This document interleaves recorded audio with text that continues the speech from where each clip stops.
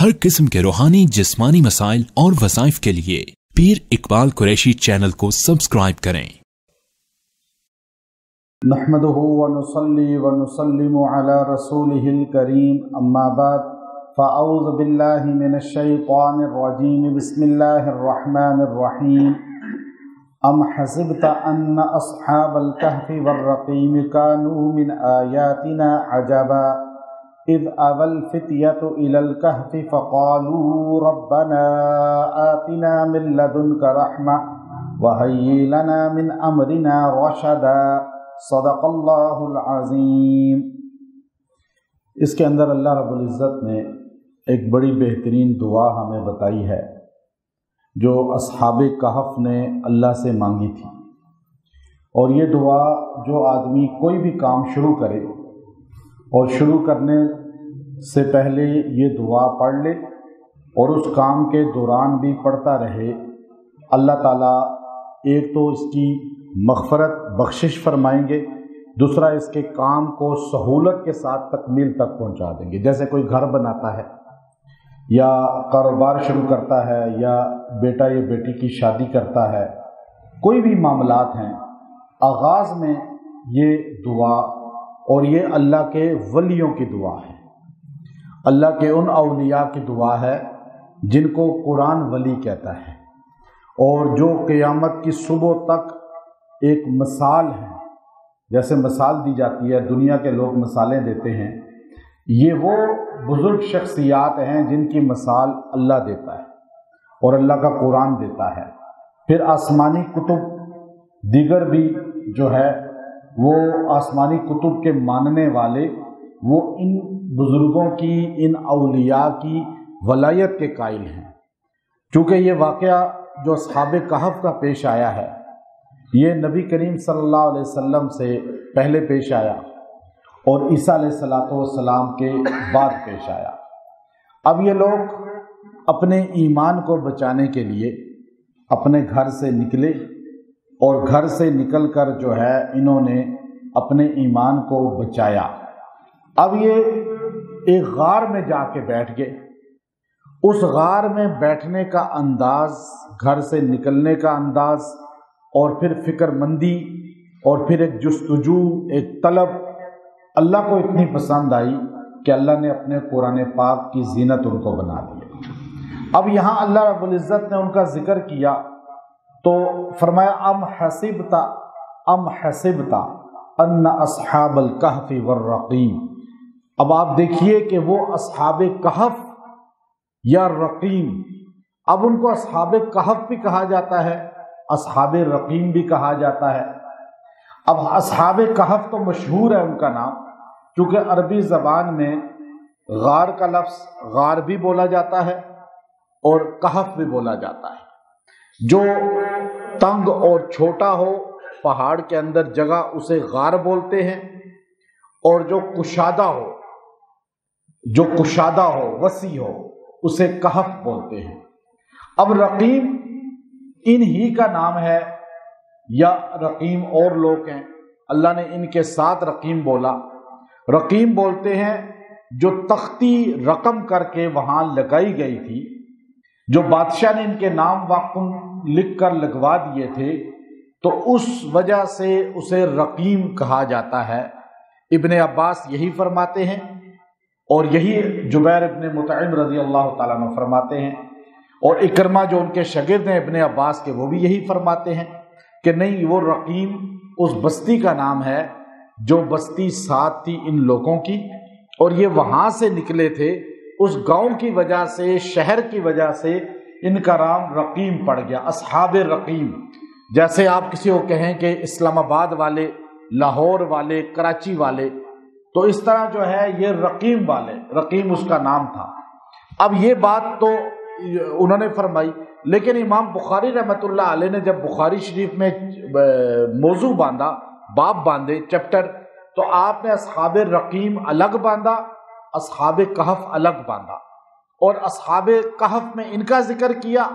अस्हाबे रक़ीम में वो 3 बंदों का जिक्र किया जो गार में फंस गए थे और चट्टान आगे आ गई थी। لیکن ابن حجر اسقلانی رحمۃ اللہ علیہ نے جب اس کا بخاری شریف کی شرح لکھی تو آپ نے اس میں فرمایا کہ یہ رقیم بھی اصل میں کہف والے ہیں، چونکہ وہ نعمان بن بشیر رضی اللہ تعالیٰ کی روایت ہے، اس میں آپ نے فرمایا کہ نبی علیہ السلام نے رقیم والوں کا ذکر کیا، یعنی وہ بھی کوئی غار والے تھے، تو اس لیے حضور نے ان کا رقیم کے ساتھ ذکر کیا، تو مغالطہ لگ گیا بعد چند لوگوں کو کہ رقیم الگ ہے، کہف الگ ہے۔ ابن حجر اسقلانی رحمۃ اللہ علیہ نے بڑی دلائل کے ساتھ فرمایا یہی کہف والے اصل میں رقیم والے ہیں۔ تو اب اللہ نے یہاں رقیم اور کہف کا ذکر کیا، تو اللہ فرماتے ہیں کانو من آیاتنا عجبا، یہ اللہ کی عجیب نشانیوں میں سے ایک نشانی ہے۔ اب یہ نصارہ بھی کہتے تھے عجیب نشانیوں میں سے ایک نشانی ہے کہ آپ پوچھے جا کر، یہودیوں نے کہا اے مکہ کے مشرکو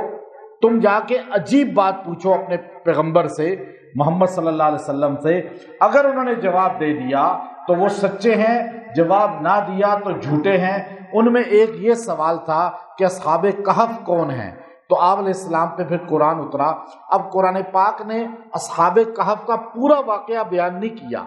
پورا واقعہ کیوں نہیں بیان کیا؟ سورہ یوسف میں پورا واقعہ ہے یوسف علیہ السلام کا، لیکن جب کہف والوں کی باری آتی ہے اور بھی اللہ کا انداز ہے، کئی اور واقعات ہیں، اللہ صرف وہ بیان کرتا ہے جو موضوع سے تعلق رکھتا ہے،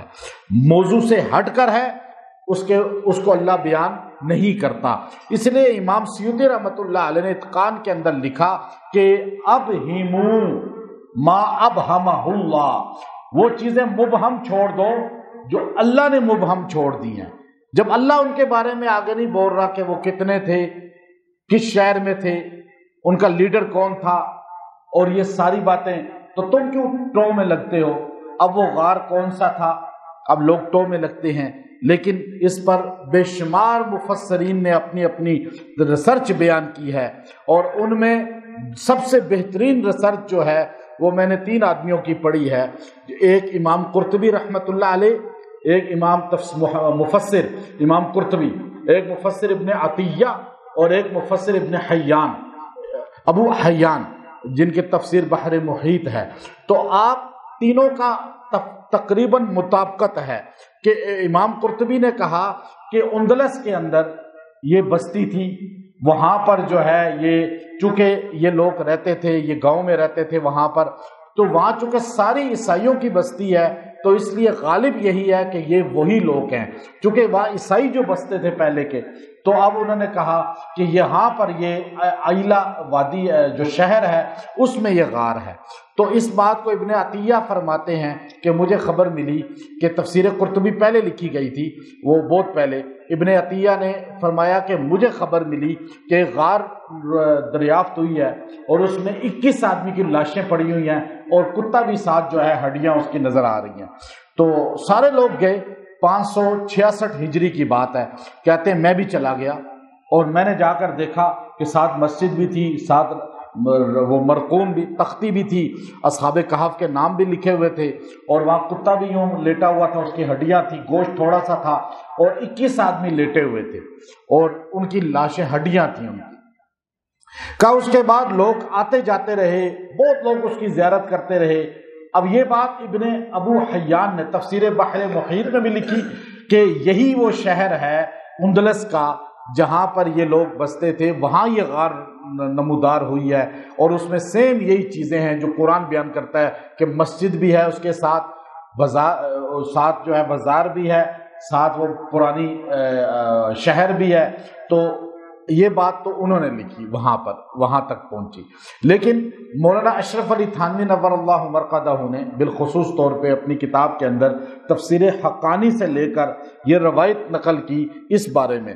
کہ تفسیر حقانی کے جو مفسر ہیں حضرت تھانوی کہتے ہیں، انہوں نے یہ کہا، اور مولانا سید سلمان ندوی رحمۃ اللہ علیہ نے باقاعدہ ادھر سے ریسرچ لی، اور مولانا حفظ الرحمان سہاروی رحمۃ اللہ علیہ نے بھی وہیں سے ریسرچ لی کہ یہ جو ہے ایشیا کے اندر ہی یہ چیز ہے، وہ تو افریقہ بنتا ہے جو اندلس کو اگر آپ لیا جائے تو ایشیا کے اندر ہے یہ۔ تو 1963 کے اندر اردن کے اندر جو ہے ایک کھدائیاں ہوئی، تو وہاں ایک بڑی غار اور پھر اندر لاشیں اور کتا اسی طرح، اور غار کے اوپر مسجد کے آثار، 7 شہر کے آثار، وہ سارے نمودار ہوئے۔ اور بعد میں دیکھنے والوں نے اور بڑے بڑے ریسرچ کرنے والوں نے کہا در حقیقت یہ ایشیا ہی کے اندر، چونکہ ساتھ ہی فلسطین ہے، اور فلسطین کے بارے میں بڑے بڑے محدثین نے یہی لکھا تھا کہ اصحاب کہف فلسطین کے دامن میں تھے۔ تو اب یہ ریسرچ مضبوط ہے کہ اردن کے اندر وہ جو غار ہے، میں وہاں گیا ہوں اور اندر جا کے ہم نے وہ ساری ہڈیاں ان کی دیکھی ہیں، اور وہاں اسی طرح سورج کی کرنیں پڑتی ہیں، اور پھر اسی طرح اوپر مسجد ہے، اس مسجد کے اندر مجھے تھوڑا سا بیان کرنے کی بھی سعادت ملی ہے، اور وہاں ہمارے ساتھ بڑے علماء تھے، حضرت مولانا قاری حنیف جلندری صاحب دامت برکاتہم العالیہ، اور مفتی حسن صاحب لاہور والے دامت برکاتہم العالیہ، اور بڑے بڑے علماء تھے۔ سب نے کہا، پھر وہاں کے بڑے اور دیگر بڑوں نے، کہ یہی وہ غار ہے جو در حقیقت اصحاب کہف کی ہے۔ قرآنی تمام نشانیاں اس کے اندر، اس غار کے اندر پائی جاتی تھیں۔ تو وہ غار جو ہے زیادہ تحقیق یہ ہے کہ یہی وہ غار ہے۔ تو اب یہ اللہ رب العزت نے کہا اذ اول فتیۃ، جب یہ جوان، فتیہ زیادہ جوان، ایک فتح ایک ہوتا ہے فتیہ زیادہ جوان، الی الکہف، اپنا ایمان بچانے کے لیے غار میں گھس کے غار میں چلے گئے، فقالو، اور داخل ہو کر کیا دعا کی۔ اب دیکھیں وہ دعا کے کرشمہ، دعا کے کرامات یہ کب آئے، کب رونما ہوئے۔ اس بات کو حضرت مولانا تھانوی رحمۃ اللہ نے لکھا کہ یہ جو ان کا واقعہ پیش آیا ہے وہ 250 عیسوی میں، آج 2024 ہے نا، یہ 250 میں، یعنی آپ خود سوچ لیں کتنا عرصہ گزر گیا ہے، 250 کہاں اور 2024 کہاں۔ اب یہ حضرت تھانوی لکھ رہے ہیں کہ 250 عیسوی میں یہ لوگ بھاگے اور غار کے پاس جا کے یوں دعا کی۔ وہ دعا یہ ہے، اب بتا رہا ہوں۔ اور اس کے بعد 300 سال یہ سوئے رہے، قرآن کہتا ہے 300 سال سوئے رہے۔ ابہموا ما ابہمہ اللہ، جو اللہ مبہم رکھتا ہے تم بھی مبہم چھوڑو۔ کتنی تعداد تھی اور وہ کس شہر کے تھے، وہ چیزیں مبہم چھوڑ دی، پورا قصہ۔ اچھا، اب یہ 300 سال اور 250 550 ہو گئے۔ ہمارے نبی صلی اللہ علیہ وسلم کی ولادت ہوتی ہے 570 عیسوی میں، گویا کہ ہمارے نبی کی پیدائش سے 20 سال پہلے یہ لوگ دوبارہ زندہ ہوئے، دوبارہ زندہ ہوئے۔ اب یہ آگے بات، یہ دعا کرتے ہیں حضور علیہ السلام سے بھی 320 سال پہلے، غار پہ جا کر دعا کرتے ہیں ربنا فقالو، ساروں نے دعا کی، ایک بندے نے دعا کرائی باقی نے آمین کہا تو گویا کہ سارے شریک ہو گئے دعا میں۔ اس لیے اجتماعی دعائیں جمعہ کے دن ہو، کوئی بھی ہو، اس میں شریک ہونا چاہیے، بھاگنا نہیں چاہیے، اس میں وہ قبولیت کی گھڑی ہوتی ہے۔ ربنا، اے ہمارے اللہ، آتینا من لدنک رحمہ، تو اپنے پاس سے ہمیں بخش دے۔ بس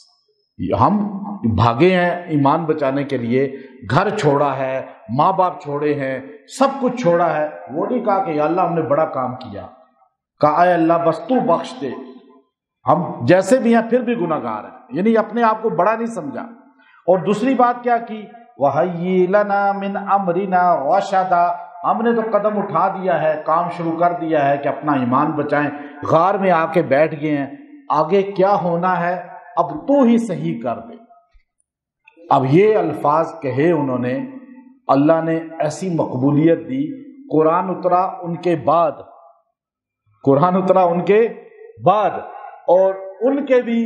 نبی علیہ السلام آئے ان کے 320 سال کے بعد، اور 320 سال کے بعد پھر 40 سال دورے ہمارے نبی کا جوانی ہے، بچپن ہے، لڑکپن ہے، 40 سال اور 320 360 سال بعد، 360 سال کے بعد ہمارے نبی صلی اللہ علیہ وسلم جب مدینہ جاتے ہیں، 370 سال کے بعد پھر 10 سال مزید 13 سال گزرے، 373 سال مدینے میں جا کے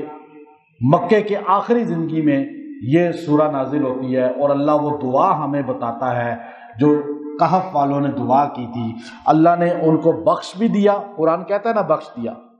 دوسرا بتا دیا کہ ان کا کام اللہ نے سیدھا کر دیا، اب وہ بیٹھے وہیں سو گئے، ایسے سوئے کہ قرآن کہتا ہے کہ ان کو کروٹیں دی جاتی ہیں۔ کروٹ کون دیتا ہے؟ اللہ کے فرشتے۔ اور سورج، میں نے خود وہ جگہ دیکھی جہاں سے سورج یوں، میں نے سر اندر کر کے دیکھا، غار کے اندر سے اللہ نے یوں ایک نظام چلایا سورج کے اوپر سے، تاکہ بدبو نہ آئے، اندر سمیل نہ ہو، گوشت گلے نہ، باڈی میں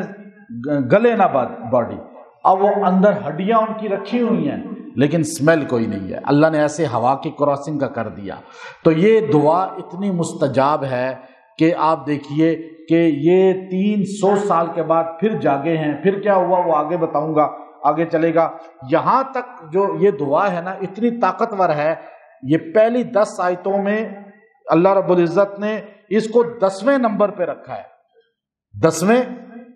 اور ہمارے نبی نے فرمایا جو سورہ کہف کی پہلی 10 آیتیں پڑھے گا اللہ اسے ہر دجال سے، ہر فتنے سے، ہر چیز سے بچا لے گا، بڑے دجال سے ہی بچا لے گا، جادو سے ہی بچا لے گا۔ تو اب آپ بتائیں، گویا کہ 10 آیتوں کا نچوڑ اس دعا کے اندر ہے۔ اگر آپ چاہتے ہیں کہ اللہ آپ کو بخش دے، ہر پریشانی سے بچا لے، رکے ہوئے کام جاری کر دے، اللہ تعالیٰ جو ہے آپ کے کام کو، گھر بنا رہے ہیں، کاروبار کر رہے ہیں، شادی کا معاملہ ہے، کوئی بھی ہے، وہ تکمیل کو پہنچے، تو آپ یہ دعا آیت نمبر 10 سورہ کہف، ربنا آتنا من لدنک رحمہ وہیئ لنا من امرنا رشدا، یہ روزانہ 33 ٹائم پڑھ کے دعا کر لیا کریں۔ جب تک کام ہو رہا ہے آپ پڑھتے رہیں، انشاءاللہ کام تکمیل کو پہنچے گا۔ اور اگر بہت زیادہ ہے تو آپ اسے 100 بار 21 دن پڑھ کے جس مقصد کے لیے دعا کریں گے اللہ وہ کام کر دے گا۔ یہ مقبول لوگوں کی دعا ہے جو قرآن کی اللہ رب العزت نے اندر نازل کی ہے، اور ہمارے نبی علیہ الصلوۃ والسلام نے ان کی تعریف فرمائی ہے۔ وآخر دعوانا ان الحمد للہ رب العالمین۔